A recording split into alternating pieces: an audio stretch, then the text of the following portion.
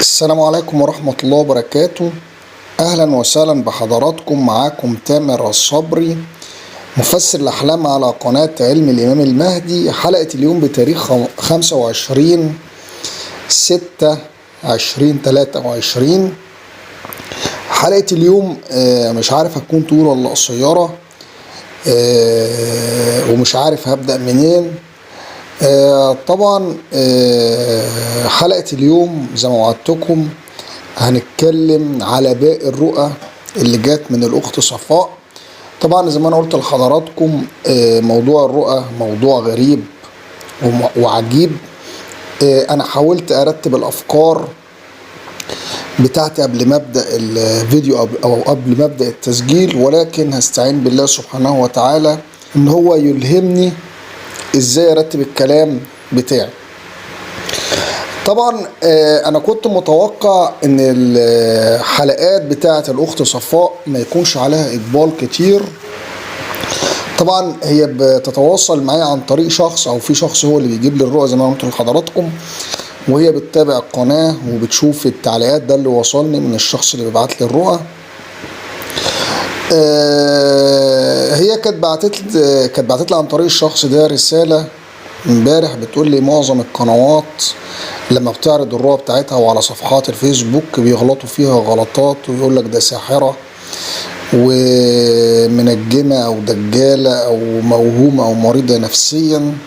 طبعا انا بعت رساله ليها عن طريق الوسيط ده. قلت له انا هجمع بقيه الرؤى اللي هي بعتها لي وان شاء الله هننزلها في الفيديو ده.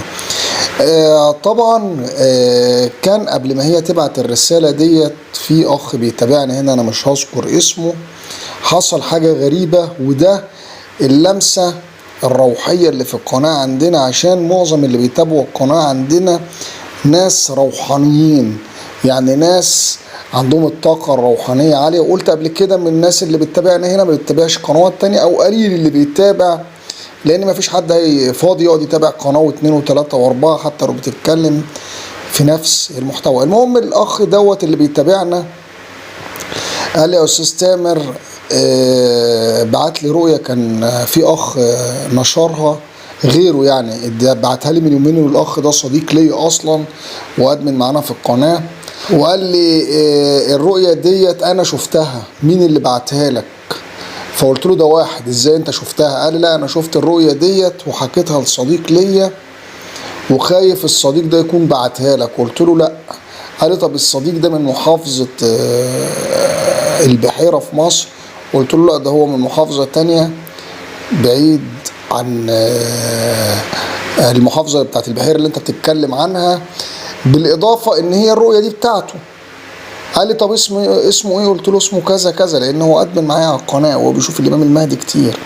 ففوجئت ان عالم الرؤى كله منفذ لبعضه، يعني انت ممكن تشوف رؤيه وما تحكيهاش لحد او حكيتها لحد وتحتفظ بيها لنفسك، وتبص تلاقي في شخص شاف نفس الرؤيه بتتعرض، واول لما انت تسمع الرؤيه عندنا تقول ايه ده، هي نفس الرؤيه. وانا كنت حكيت قبل كده قصه او رؤيه ال9 شموس اللي كانت في اليونان، والقرية كلها شافت الرؤية واحدة، رؤية واحدة اللي هي بتاعت ال9 شموس، والرؤية بتاعت الراهب برصيس لما الشيطان راح ل3 أشخاص، واتكلمنا في القصة دي.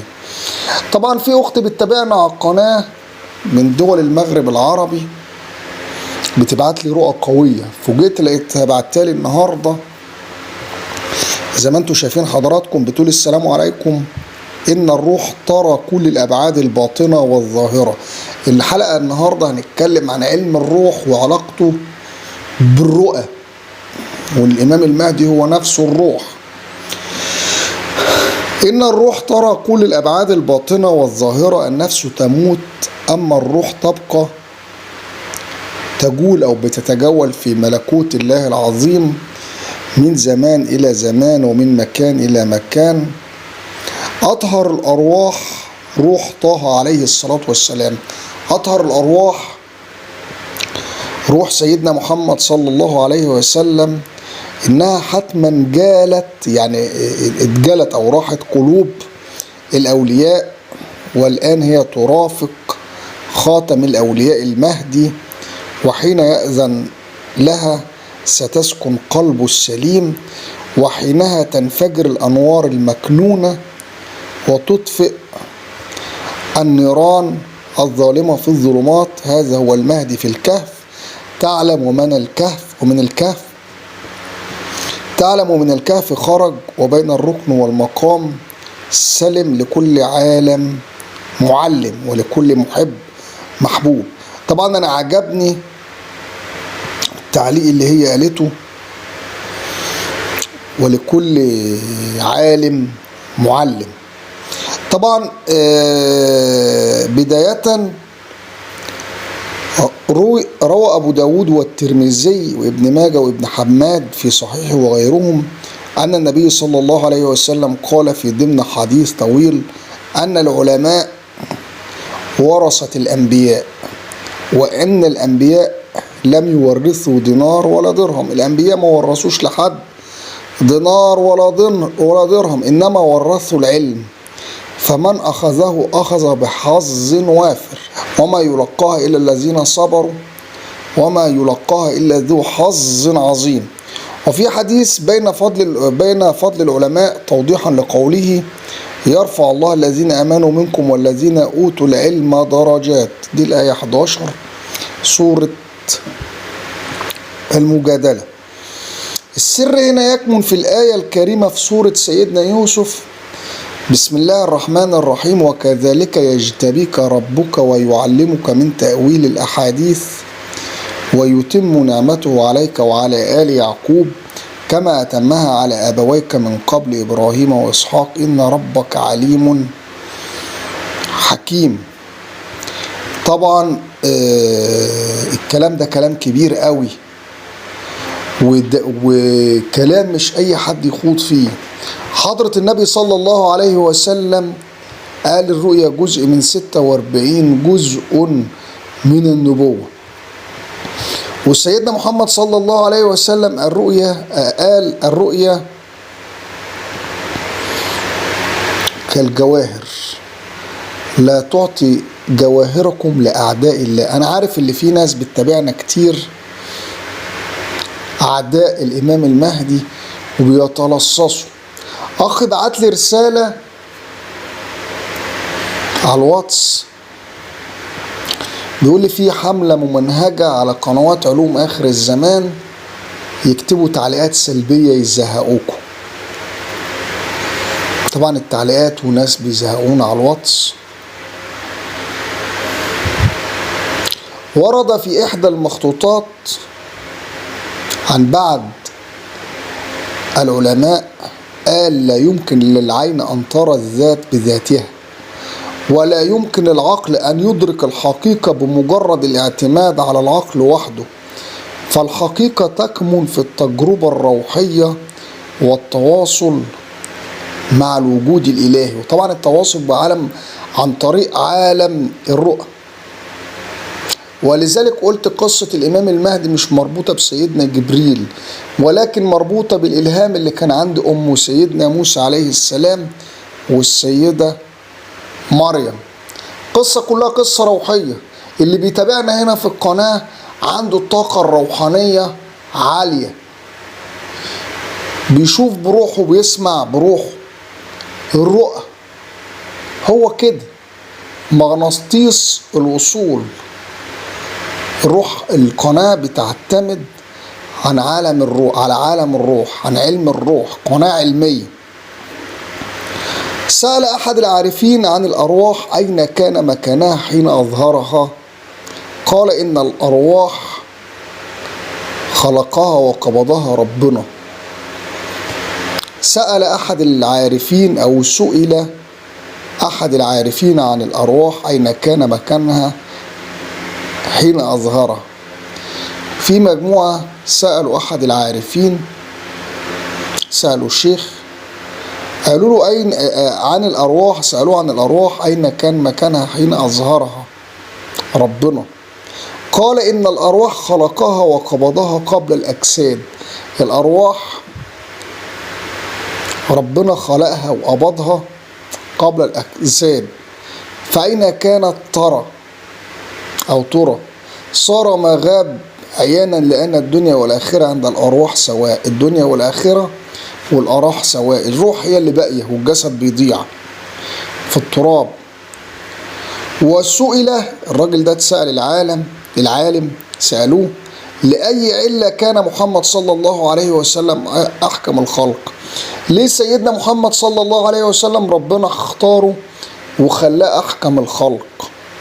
قال لأنه خلق روحه أولا. ربنا خلق روح سيدنا محمد صلى الله عليه وسلم قبل كل الأرواح، ولذلك هنا المواطأة بتاعت الإمام المهدي. يبقى أول روح اتخلقت روح سيدنا محمد صلى الله عليه وسلم، مش أرواحنا احنا ولا أرواح الملائكة ولا أرواح الجن. قال لأنه خلق روحه أولا، أول روح اتخلقت. ولذلك احنا بنقول روح سيدنا آدم شيء، روح سيدنا محمد شيء، وروح البني آدمين شيء، وروح سيدنا جبريل وهو طالع في رحلة الإسراء والمعراج قالوا لو عديت يا محمد يا أخي يا محمد لا احترقت، وأنا لو عديت لا احترقت. هنا ده اللي بتكلم عليه، اللي هي الطاقة الروحانية. قال لأنه خلق روحه أولا فوقع له صحبة التمكين والاستقرار. ألا ترى، يقول سيدنا محمد كان بيقول إيه؟ كنت نبيا وآدم بين الروح والجسد. يعني هو كان نبي في عالم الباطن، وكان سيدنا آدم بين الروح والجسد. يبقى روحه اتخلقت قبل روح سيدنا آدم، أي لم يكن روحا ولا جسد، كان نبيا. وقال أحد العارفين الروح روحين، الروح روحين، روح الممات وروح الحياة. فإذا اجتمع عقل الجسم فروح الممات الذي خرج من الجسد يسير الحي ميتا، وروح الحياة ما بها مجاري الأنفاس وقوة الأكل والشرب وغيرها. وأيضا الأرواح في 3 أشياء: أرواح الآجلة الأنبياء غذاؤها بلطائف خطابها تجدهم يصومون من كل ما يفتخر به الخلق من أنواع الطاعات والتزين بالعبودية. وأرواح الصديقين والصالحين عذابها بملاحظته تزداد على الأوقات نورا وتبصرة. الأرواح بتزداد نورا وتبصرة لما بتتغذى بسيرة الأنبياء والأولياء، على الأوقات نورا وتبصرة. وأرواح العامة تأخذ غذاء من كل مأكول ومشروب. يعني إيه؟ أرواح الناس العامة روحها بتتغذى على الأكل والشرب. طب أرواح الناس اللي زينا اللي هي بتشوف رؤى كتير بتتغذى أرواحهم على سيرة الأنبياء والأولياء، بتتغذى أرواحهم على الذكر. ولذلك هما بيشوفوا رؤى كتير، الطاقة بتاعتهم بتتفتح، بتبص تلاقي ربنا بيديله إلهام. كل ما هو بيبحث روحه بتتغذى في الأبحاث. ولذلك الإمام المهدي باحث مع الباحثين. الموضوع كله موضوع روحي. سيدنا محمد كان نبي قبل ما سيدنا آدم يكون روح وجسد، كان روح. ولذلك سيدنا محمد لما اتسأل عن الروح ويسألونك عن الروح قل الروح من أمر ربي وما أوتيتم من العلم إلا قليل. فما الأخت صفاء ما تستعجبش باللي هي بتشوف، لأن روحك بتتغذى من سيرة الأنبياء وسيرة الأولياء وسيرة الصالحين وسيرة الأقطاب. طب ده بيجي منين؟ بيكون من نسل أهل بيت النبي صلى الله عليه وسلم. ولذلك بيكون عندهم عين مفتوحة أو بيشوفوا بنور الله. تعالوا بقى عشان ما نطولش لأن الفيديو هيكون طويل. الأخت صفاء بتقول ملحوظة: عادة الرؤى بعد هذه الرؤية. بتقول شافت رؤية في 5 أغسطس 2022. بتقول السلام عليكم ورحمة الله وبركاته. المعذرة إني أطلت في المقدمة، فواجب على المفسرين معرفة وضعية الرؤى قبل الرؤى وخصوصا هذه. كما يعلم البعض توقفت عن نشر الرؤى منذ حوالي 2 شهرين وهذا بسبب توقف الرؤى التي تخص المهدي وأيضا لأمور أخرى. لا أتذكر متى كانت رؤيا لي التي تخص المهدي مباشرة، ربما في رمضان. في الأول استغربت وحزنت، لكن بعد أن غبت عن الفيسبوك تقبلت الوضع وحسيت، أو أحسن صراحة، إنها ابتعدت. لكن مناماتي أكثرها كانت كوابيس. الشياطين مش سايباها، لأن هي بتمشي وتبص تلاقي الطاقة بتاعتها عالية قوي، بتحرق الشياطين. زي كانت في واحدة كانت بتعالج بالصلاة على حضرة النبي، وكانت بتكلمني بتقول أنا كنت بحط إيدي على المريض اللي عليه عفريت، وأول لما صلى على حضرة النبي العفاريت تقول لك في نور طالع من بقك، لأن هي أصلا كانت بتصلي على حضرة النبي بعدات كبيرة بال100,000 وال200,000 بقى، عاملة ليها ورد تخلص في الشهر عدد معين من الصلاة على حضرة النبي. فالطاقة الروحانية بتاعت الصلاة على حضرة النبي كانت تيجي تقراها، الصلاة على حضرة النبي تحرق الشياطين. البخار اللي طالع من بقها كده ولا الهوا بيحرق. رخر الشياطين مش هتسيبها ومش هتسيبني ومش هتسيبكم، ولذلك وقف الحال بيجي من هنا. بتقول المهم البارحة عملت دعاء أسأل الله أنني أريد فقط أن أفهم هل توقف الرؤى منه من عند ربنا أو من الشيطان، وهل بسبب أنني كنت أنشر، أو هل كان يريدني، كان ربنا كان بيريدها اللي هي تكتم الرؤى ولهذا سلبها مني بعد الفجر ذهبت للنوم. بتقول غفوت بسرعة لكن كنت لا أزال قليلة بين النوم واليقظة، فرأيت في ظلمة العين، يعني في الظلام الذي يسببه إغلاق العين، وليس أن المشهد كان مظلم، رأيت 3 أو 4 أو 5 رجال شيئا كهذا يمرون أمامي من اليمين إلى اليسار لابسين لباس العرب في العصر الأندلسي. شوف بقى سفر عبر الزمن. لم أراهم إلا من الوراء وقليلا من الجانب، لكن الذي كان يلفت الانتباه هو أن كل واحد كان في وسط ظهره دائرة من نور يخرج منها النور. بتقول المشهد كان سريع في ثانية، لكن أسف الذي رأيته والإحساس أنهم كانوا متجهين برسالة يحملونها وسيلقونها في حوض ماء لألتقطها من طرف شخص آخر، فقل فقط لا أعرف هل كانت لي أو شخص آخر. بتقول استيقظت فورا بما أنني كنت في غيبوبة فقط، وهنا بدأت تصلني معلومات كتير، لكن كل واحدة أستيقظ منها بخفقان القلب يوقظني. ده اللي أنا بقول لك عليه، اللي الرؤى أصلا بتبقى قوية. ممكن واحد يشوف رؤية يصحى الصبح يلاقي نفسه مات، ضربات قلبه زادت. ده اللي أنا بحكي فيه، بقول لكم الموضوع كبير. ولذلك الإمام المهدي جاي من موضوع الروح، ولذلك في ناس بيحصل لها جذب، ولذلك ليس كل ما يعرف يقال، ولا كل ما يقال جاء أوانه، ولا كل ما جاء أوانه حضر رجاله. ولذلك سيدنا موسى عليه السلام ما استحملش، قال له إنك لن تستطيع معي صبرا.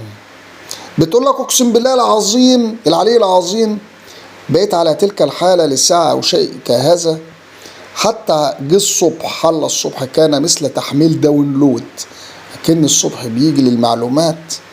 وحتى إنه كان هناك شيء يخص المهدي، لكن بسبب كثرتها لم أتذكر ولا واحدة منها بعد إرهاق شديد. لا أتذكر متى نمت. بتقول في الصباح المتأخر استيقظت، لكن بين النوم واليقظة لأجد نفسي أردد أوائل سورة ياسين. فاكر سورة ياسين؟ ياسين يعني يا مهدي بحساب الجمل بتساوي 70. بتقول لك أردد أوائل سورة ياسين ال5 آيات الأولى، يعني لم أفعلها عن قصد، بل استيقظت ووجدت نفسي أرددها. هناك سمعت هاتف لكن بدون صوت، كما لو أنه يلقى بداخلي، وأرى الجملة أمامي في نفس الوقت، ويقول جند المهدي ويتوفاهم الله في يوم واحد. كتب رقم 9. وحسيت ان هذا امر جيد. الرقم كان منفصل عن الجملة. ثم اصلاح الله للمهدي او اصلاح الله للمهدي في ليلة 25 الرقم منفصل عن الجملة. وكل مرتين ظهرت تلك الأرقام، الأولى الرقم 9 والثانية الرقم 25. انتهى. بتقول ملحوظة: لا أعرف هل الأرقام متصلة بالجملة، لكن هكذا ظهرت والله أعلم بتعبيرها، فكل شيء مرموز. طبعا احنا لو جمعنا 25 و9 هيدينا 34، و4 و3 7. بتقول ملحوظة: لا أعرف هل الأرقام متصلة بالجملة، لكن هكذا ظهرت والله أعلم بتعبيرها، فكل شيء رموز. بتقول رؤية كانت بتاريخ 12 أغسطس 2022.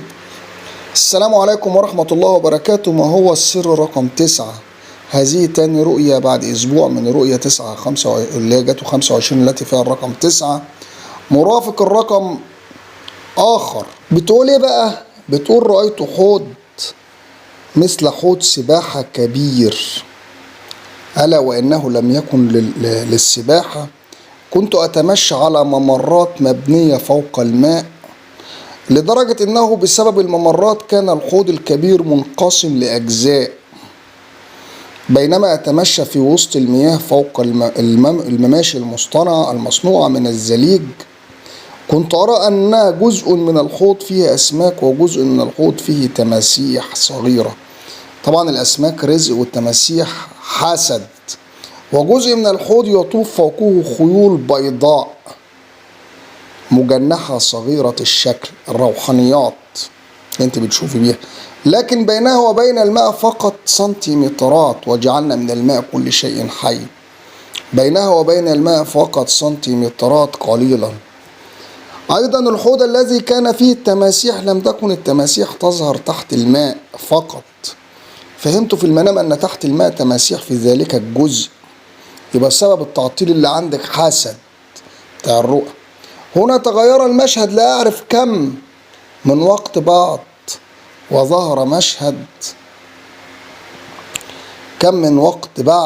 وظهر مشهد كان يتكرر مرارا وتكرارا بطريقة غير مفهومة لي في اليقظة، لأنني رأيت رجلين في غرفة وكنت أشاهدهم لكن لا يراني، مش شايفينها. وبتقول وتخرج أوراق من جوف الأرض في الغيب، أسرار.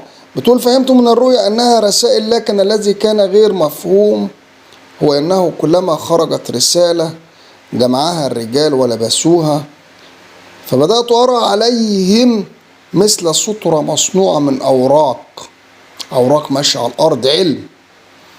يعني تلك الرسائل كل مرة كانت تخرج الأوراق من الأرضية كان يظهر رقم 9 على إحدى الرجلين ورقم 39 على الرجل الآخر. وحسيت في الرؤية أن الرسائل كانت تحمل جملة واحدة هي اعبدوا الله، اعبدوا الله. بتقول استيقظت فورا على هذا. بتقول ملحوظة: اعبدوا الله ظهرت لي في رؤية من أواخر 2021، ظهر فيها رقم هكذا 224. بتقول ورأيت جندي يصيح في البوق واقف على دبابة حرب يقول للناس تخلي ديارهم ويفر لمكان آمن. ثم ظهر فيه اسم أخ اسمه عامر يصيح في البوق في الشارع ويقول لهذا اعبدوا ربكم الذي لا إله إلا هو. بتقول وفعلا حصل إن في 24 من فبراير بدأت حرب روسيا. خلي بالك 2/24 اللي هي 24/2، ولذلك في أرقام أنا مش هفسرها لأن دي أمور غيبية. بتقول في تاريخ 14 أغسطس 2022: السلام عليكم ورحمة الله وبركاته. أكتب الرؤية هذه الآن لأنني فقدت النوم بعد الاستيقاظ منها لصلاة الفجر بتوقيتنا، هي من كندا. بتقول الرؤية تخص الأخ أبو عبد الرحمن صاحب قناة الفتن وآخر الزمان.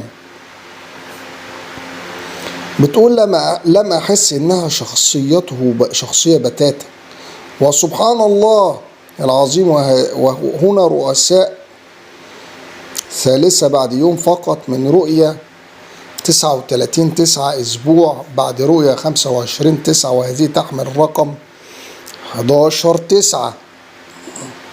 11/9 بتاع الإبراج اللي أنا قلت لكم الموضوع هيتكرر تاني، بتاع الإبراج بتاعت سبتمبر.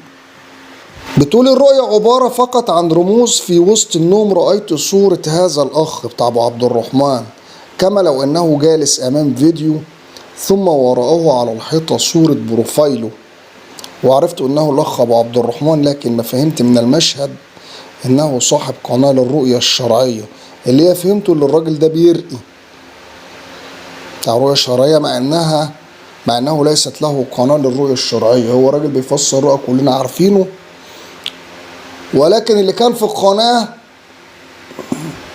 اللي هو كان فيها بتاعت رؤية شرعية. طبعا الراجل ده العلم اللي بينشره ممكن يكون بيداوي ناس كتير. بتقول ثم أرى صورة لشاحنة مثل الشاحنات التي تشتغل وبتسافر مسافات طويلة، وكل هذا في الظلام. ورأيت الأرقام 9 ثم 11/9، وفهمت أن الأخ أبو عبد الرحمن يعطي رجل صاحب شاحنة الرقم 9 ثم 11 في رسالة، لأن في نفس الوقت المشهد انقسم إلى 2، واحد فيه الشاحنة، وفهمت أن صاحبها رجل، ومشهد لوجه الأخ أبو عبد الرحمن، وبين المشهدين هذه الأرقام 9 و11. فظهرت أمامي كلمة الكائب التي حسيت أنها تخص صاحب الشاحنة، ولم أسمع بهذه الكلمة من قبل. ثم رأيت مدخل مبنى، حسيت أنه فندق ما، لكن من النوع الأنيق، أمامه سيارة بيضاء. فظهرت أمام المبنى في الهواء كلمة بالأبيض بهذه الطريقة، حتى الحروف منفصلة MEAINA. بتقول استيقظت فورا ورأيت الساعة ووجدت إنها تشير إلى 5:01 توقيت الفجر عندنا، والله على ما أقول شهيد. بتقول ملحوظات هامة، هذه ثالث رؤية لي في هذا الشهر، أرى فيها الرقم 9 مرافق لرقم آخر. الأولى تخص جند المهدي يتوفاهم الله في يوم واحد، وظهر الرقم 9. ثم أرى الرقم 25 مرافق لليلة الإصلاح. ثم قبل البارحة أرى الرقم 9 مع 39 ورسالة اعبدوا الله. حسيت أو حسبت للتو كلمة أبو عبد الرحمن فأعطتني 9، حسبت كلمة الكائب أعطتني 10، حسبت كلمة الشاحنة أعطتني 17، الجمع يعطي 36. أما كلمة MEAINA لا أعرف ما هي أو كيف نحسبها، بما أنها أتت بالحروف اللاتينية المقطعة. طبعا هي ليها حسبة، الام بتكون ميم، والايه بتكون ألف، والان نون، والايه واحد. طبعا الحرف الاي ده أظن ملوش حروف بتقابله. بتقول بحثت في جوجل وجدت أنه اسم طائر يقلد كلام الإنسان، ثم هناك ما يقول، خلي بالك سر الرؤية هنا. بتقول لك بحثت في جوجل وجدت أنه اسم طائر بيقلد كلام الإنسان. مين اللي بيقلد كلام الإنسان وبيقلد الناس؟ ثم هناك ما يقول إنه اسم أنثى، يعني رسول الله. ثم هناك من يقول إنه اسم أنثى من البلد، من كينيا، لكن الطريقة التي أتى بها بالحروف الكبرى ومنفصلة هكذا MEAINA يجعلني أتساءل لما هكذا وليس MEAINA لو كان اسم، لأن الحروف المتقطعة نادر ما تكون على اسم شخص، والله أعلم، ليس عندي مع التفسير. ملحوظة هامة لي رؤية واحدة عن الرجل صاحب الشاحنة الذي يأتي كل خميس وتحمر السماء. طبعا الرؤية دي فيها لغز عجيب، الطائر اللي بيقلد الإنسان. بتقول منقول بتاريخ 21 ديسمبر 2022. السلام عليكم ورحمة الله وبركاته. هذه الرؤية حسيت إنه يجب تبليغها، وخصوصا إن الأرقام المذكورة أتت في 3 رؤى من قبل، بتقول أرى ميناء بحري متجمع فيه ناس، وفجأة يمر رجل يلبس الأبيض وعباية بيضاء، أتى لي إنه المهدي. شوف بقى، بتشوف المهدي في عالم الرؤى، في عالم الروح. مر عبر الناس من جهة إلى جهة، وكان يطوف حول الرقم 11. طبعا اسم المهدي 74 4 و7 يساوي 11، ومحمد 92 2 9 11. دي المواطأة. لما مر عبر الناس انقسمت مجموعة الناس إلى نصفين، ففهمت في المنام أن مروره من نقطة إلى أخرى عبر المجموعة هي التي يتسبب في انفصال الناس إلى قسمين. وبدأت أرى النصفين في نقاش كبير، واحد يدافع عن المهدي والآخر يقول عليه كلام مسيء، لكن قبل مروره كانت الناس مجتمع عادي. هنا أرى اسم الله في السماء فوقهم، وظهرت 3 أرقام فوق رؤوس الناس هم يتشاجرون. طبعا الرقم 9 11 و39 أنا كنت نشرت الرؤية دي في فيديو قبل كده لو تفتكروا، وفسرت الأرقام دي بالمركب العددي. الأرقام كانت في صف واحد بهذه الطريقة تماما، لكن رأيت الرقم 39 ينزل من السماء. 9 و3 12، ورقم 12 بيفكرنا الإمام المهدي رقم 12. ينزل من السماء ويعطى لرجل من الرجال الذي كان يقف خارج المجموعتين، والأرقام 9 و11 بقيت في السماء فوق رؤوس الناس ملحوظة. الرجل الذي تم إعطائه 39 حسيت إن معه الحقيقة 12 9 و3، إن معه الحقيقة ما، لكن لم أرى أي مواصفات. بتقول في رؤية في 11 نوفمبر 2022. السلام عليكم ورحمة الله وبركاته. أحسست أن الرؤية عامة أو رسالة لشخص ما فقط. بدأت أخاف أربط التواريخ في المنام بأحداث، فممكن يكون المعنى شيء آخر. دماغها اشتغلت. سمعت بدون صوت يعني بداخلي، لكن أيقظني يقول 19 نوفمبر 9 كلوك. 19 نوفمبر الساعة 9، من الساعة 9 19 نوفمبر. ثم مرة أخرى نمت وسمعت أنه يجب البحث في رؤى الأخت أم الموحد اللي هي صفحة شفرات، ودي جبت لنا رؤى كتير عن الرقم 8. ثم سمعت هذا سر المهدي في الفيديوهات. ما هو المهدي مش هيعرف نفسه غير في الفيديوهات. أي فيديوهات لم يتضح، ولعلها رسالة لأصحابها الغريب إنه لو جمعنا كل الأرقام التاريخ هيدينا 9. بتقول رفقا لكم أخي الكريم بعد الرؤى عن الرقم 9 والتي أتت في توقيت قريب من بعضها البعض، وسيكتفي الليلة برؤيتين إضافيتين عن سورة النمل.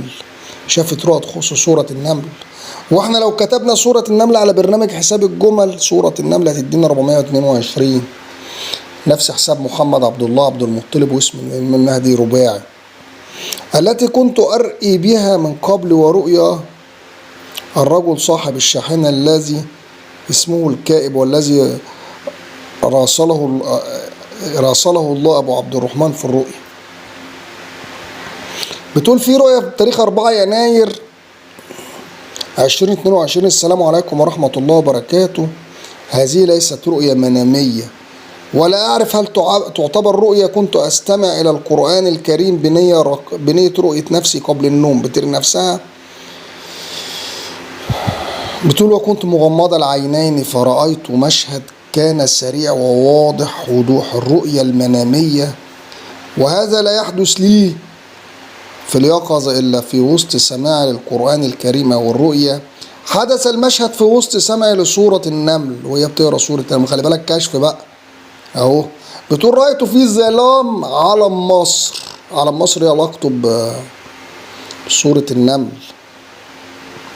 وكان واضح بألوانه الثلاثة. ثم فجأة رأيت النسر خرج من الصورة فاقترب مني النسر،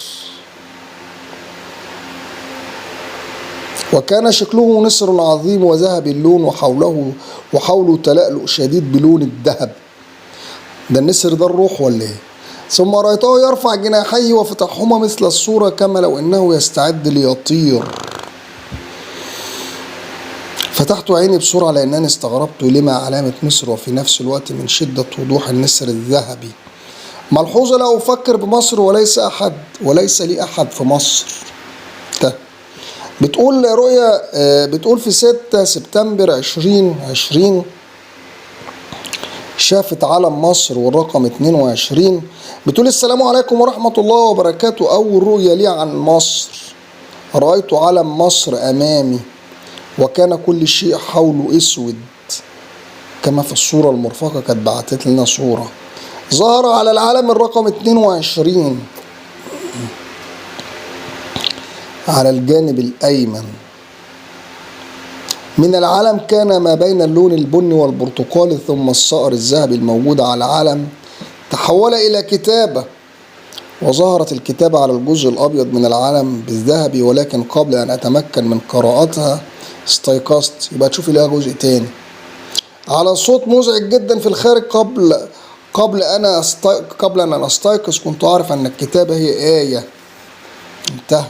بتقول رؤية بتاريخ 28 سبتمبر 2021 مصر رقم 8 و7 ميلاديا أو شهر 8 و7 والتلج.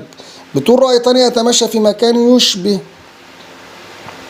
حوض ولم أره لا في حياتي ولا في المنام من قبل، توجد في جنوب الولايات المتحدة. بتقول لوزيزينيا أشجارها خضراء ولكن هي غابات أراضيها مياه تظهر خضراء. بتقول: بينما أتمشى كانت الشمس في السماء تتحرك أيضا، بينما حول الشمس بترمز إلى الكتاب. بينما أتمشى كانت الشمس في السماء أو اللوح المحفوظ تتحرك أيضا، بينما حول الشمس كانت هناك غيوم وأمطار، لكن كما لو أن الأمطار لم تسقط علي بسبب الشمس الموجودة مباشرة في السماء تتحرك معايا. كنت أنظر إلى أصابع يدي، كل أصبع كانت حوله هالة إيديه. حسيت في الرؤيا إنه من نور الشمس ولكن غير قوية، فقلت لنفسي لو جمعت كل أصابعي وشكلت بإيديا قبضة سيصبح الشعاع أقوى. شوف بقى هنا عاوزة تشوف رؤى أكتر، بتحاول تبحث في الكتاب. ويمكنني ضرب أي شيء به وسينفجر ذلك الشيء، الدعاء. وفعلا لما جمعت أصابع يدي أصبحت اليد كما لو أنني غطستها في نور الشمس، وحسيت بقوة كبيرة لأن كل الأصابع ال5 كانت تشكل قبضة. بتقول: من بعيد رأيت منزل كما في الصورة. كانت بعتلنا صورة. وأيضا كما يوجد في جنوب أمريكا في الحوض مبني فوق الماء، فتقربت منه وهنا الطاقة تغيرت تماما وأصبحت تقيلة جدا. بتقول: كنت واقفة على الماء برمز للحياة أمام رجل كبير في العمر يلبس الأبيض ولحيته طويلة، وفوق رأسه عمامة بيضاء كما يلبسها أصحاب الصوفية. كان يحمل كتابا كبيرا جدا وقلم في يده ويكلمني عبر كتاباته، بيكتب وهي بتقرأ فقط. وحسيت إنه يعرفني جد المعرفة، أو يعرفني جدا، أو يعرفني جد المعرفة، لكن أنا لا أعرفه. يعني كلما كتب شيء ظهرت الكلمات أمامي في الهواء، وأيضا الماء أصبح ثلج أبيض. فجأة المرة الأولى كتب مصر 2022. يا ترى حتى الأرقام كانت هكذا. ثم كتب مصر 7 ميم يرمز للملك. ثم بدأ بالصوت يكلمني عن الرقم 8 وعلاقته بمصر. يا ترى، فكتب شيئا عنه، لكن هنا حسيت بتشويش رهيب لأن ده أمر غيبي، لأن جزء مني أراد أن يرى البقية وجزء كان يحاول أن يستيقظ عشان في حسد. وحسيت بروحي أن التشويش كان خارجي لدرجة أن الرجل كان يحاول أيضا أن يبقى ظاهرا لي لكن انفصلت روحي من المشهد.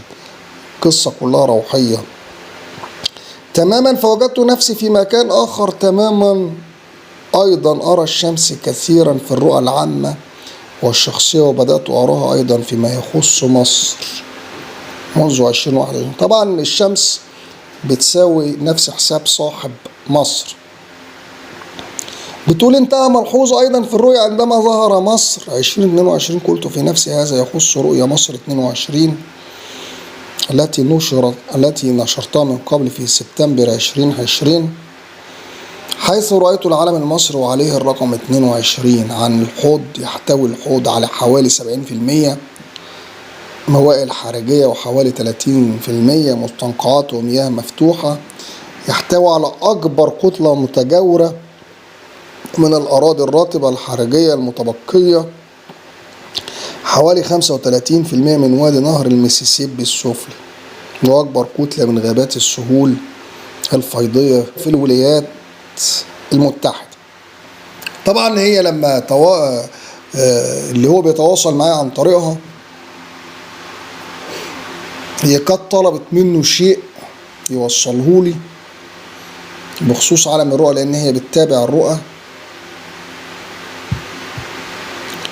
فكانت سألتني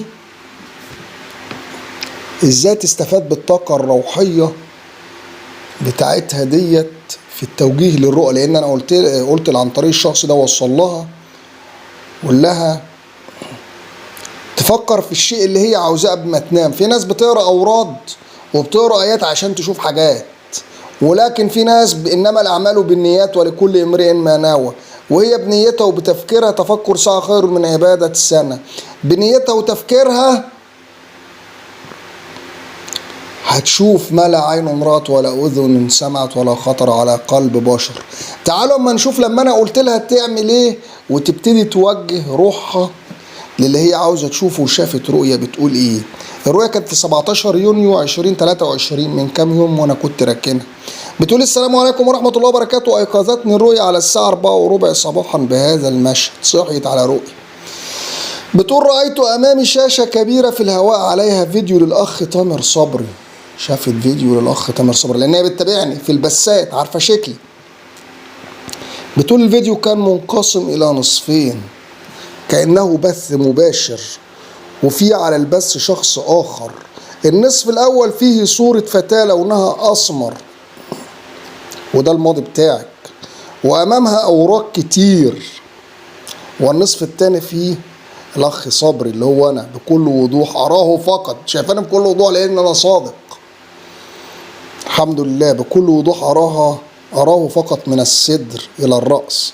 يلبس قميص أبيض داخلي للرجل الذي يكون بدون أكمام اللي هو الداخلي.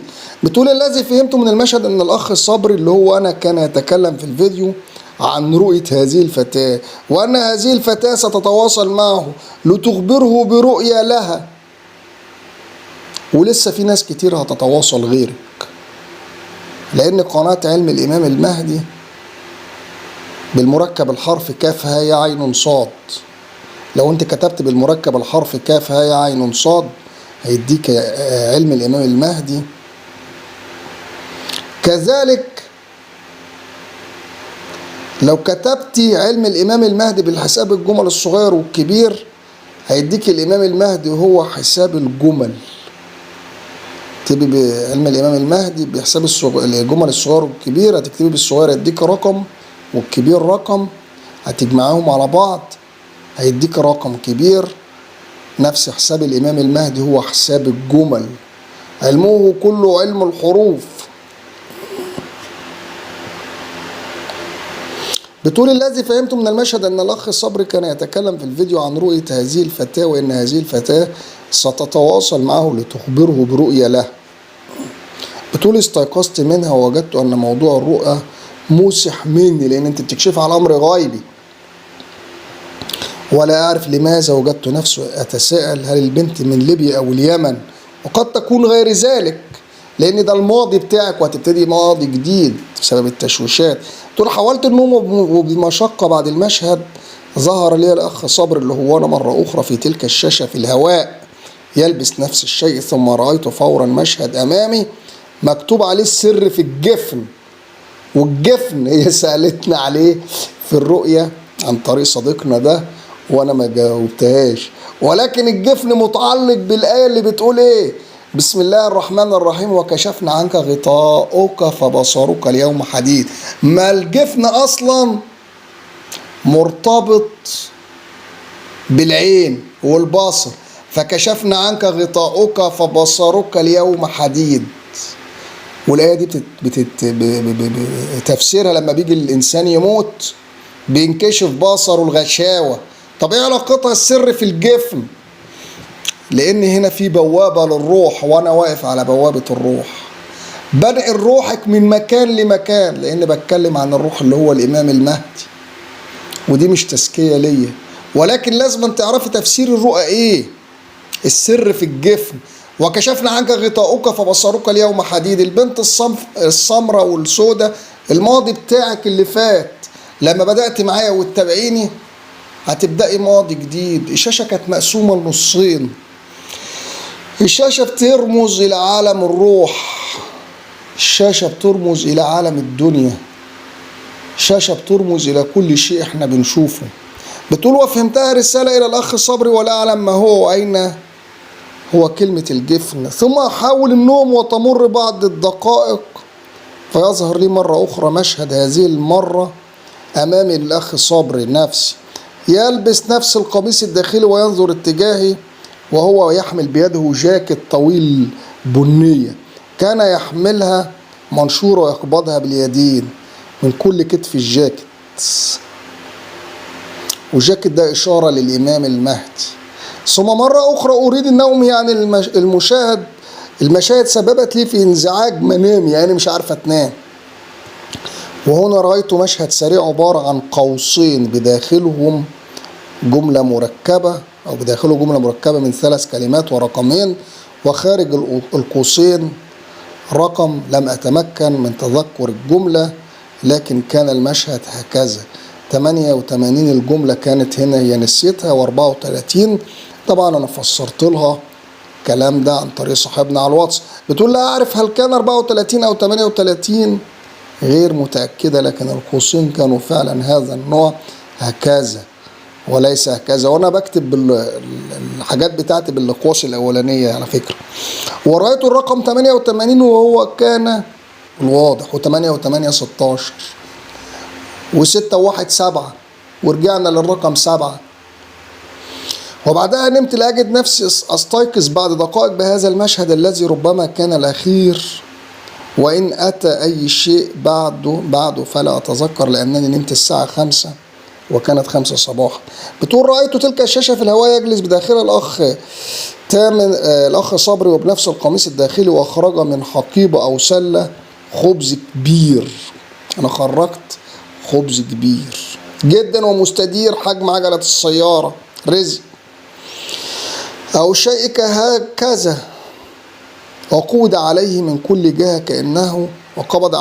جهة كأنه يريني، مع أن المشهد صامت. فرأيت أن علي عرض وطول مساحة الخبز خطين. لقيت على الخبز ده اللي هو العيش عرض وطول مساحة الخبز خطين يشكلان صليب البوصلة أو نجم البوصلة، وعلى كل ربع من الخبز هناك حرف من الحروف الدبليو والإن والإي والإس، اللي هو الإيست والويست والنورث والساوث، اللي هو الشمال والجنوب والشرق والغرب، متقسمين على الرغيف الكرة الأرضية. يعني رأيت علامة الاتجاهات والبوصلة على الخبز كما رسمت في الصورة. بتقول أما هذه استيقظت منها صباحا أنهي نومي. بتقول الرؤية كانت بتاريخ 17 يونيو 2023. بتقول السلام عليكم ورحمة الله وبركاته. استيقظت منها صباحا رأيت أنني دخلت مدينة صغيرة بعد نزول من حافلة، مدينة صغيرة، مدينة العلم بعد الرؤية، مدينة العلم. أنا مدينة العلم وعلي بابها. رأيت أنني دخلت مدينة صغيرة بعد النزول من حافلة، فالتقيت بولد صغير جميل الفكر، المظهر ربما لا أكثر من 6 سنوات، عنده 6 سنوات، لكن فهمت أنه عنده حالة اضطراب طيف التوحد، وده يخصك أنت، ما بتحكيش لحد، منعزلة، وأنه وحيد بسبب معاملة الناس، يخصك القبيحة له بسبب هذه الحالة التي عنده. لكن والله لا أعرف أحببت كثيرا كثيرا فأخذت من يده وحسيت أنه جعان، وذهبت به إلى مكان هناك كان يبيع أكل مطبوخ لأنني أردت إطعامه. والأكل هنا اللي اتكلمنا عليه في أول الفيديو اللي هو الروح، الاستئناس. أهل الله وخاصته أكلهم الذكر والاستئناس بالأنبياء والأولياء، واللي مش خاصة ربنا بياكلوا ويشربوا زي الأنعام. فأعطيته طبق مستدير وعميق وبدأت أضع فيه ما يشتهي الولد، تحط له أكل. اختار الولد أكلة من خضروات مطبوخة فيها أجزاء كبيرة من الكوسة والطماطم وفيها بعض المرق، وتقدمنا لدفع ثمن الطعام والولد أمامي بيني وبين الطاولة. صاحب المكان نظر إلى الولد وقال شيء قبيح لم أسمعه، لكن أغضبني بينما كنت أحاول إخراج العملات النقدية من المحفظة الصغيرة للنقود. وبسبب غضبي اتجاه الرجل لم أنتبه وتشتتت النقود ورائي، وقعت. فحاولت إخراج ما تبقى من النقود لشراء طعام الولد، بينما أحسست بامرأة ورائي تجمع ما وقع مني. يا عيني عايشة بشخصيتين، شخصية بيضيع حياتها وعمرها، والشخصية بتحاول تتجمل قدام الناس، مش انفصام في الشخصية ولكن غصب عنها. وقع مني نقود ووضعتها على طاولة بالقرب منا، فأخذت العملة وأخذت الولد والطعام ورحلنا من هناك. ملحوظة حتى هكذا في اليقظة عندي دموع لأنني أحببته. الفكر والتفكير مش قادرة تسيب اللي هي فيه، اللي هو سبب تعطيلاتها، اللي هي مش عارفة ايه اللي بيحصل فيه، ولا أعرف هل هو فعلا روح طفل ما يعيشه فقط رمز لشيء، لكن الإحساس حقيقي. طبعا هي بعتت لنا رؤى كتير. إن شاء الله بإذن الله هنحاول نعمل فيديو علشان طول الفيديو والناس ما تزهقش. أنا كنت هطول في الفيديو، ولكن إرادة ربنا اللي احنا نوصل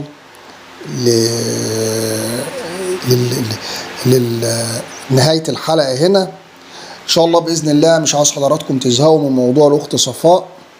الموضوع موضوع روحي، الموضوع موضوع مش سهل، الموضوع ناس مش عارفة هي بتشوف رؤى ليه، ناس بتبعد، ناس حاسة اللي هي جاية من عالم آخر، عايشة في وسط بني آدمين غريب في بلاد غريبة،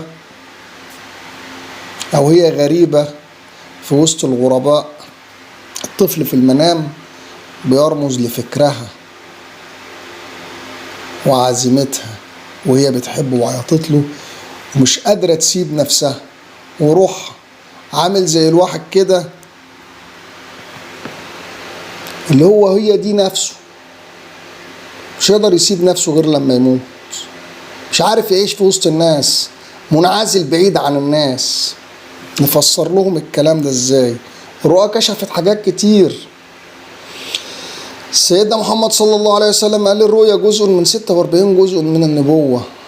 الرؤيا كشفت حاجات كتير، ما بيشوفش رؤى غير الأرواح الطاهرة، الأرواح الشريفة، الأرواح اللي هي بتتحسد عاملة زي الإزاز بسرعة كده. أنا كده انتهيت من حلقة اليوم. أي أخ أو أخت عنده رؤية تخص الإمام المهدي أو علوم آخر الزمان يبعتها لنا على الواتس، ورقم الواتس من حضراتكم. إذا عجب حضراتكم الفيديو ما تنسونيش بإعجاب وتعليق، وشارك الفيديوهات على السوشيال ميديا وعلى الواتس وعلى التليجرام. وإلى لقاء آخر، والسلام عليكم ورحمة الله وبركاته.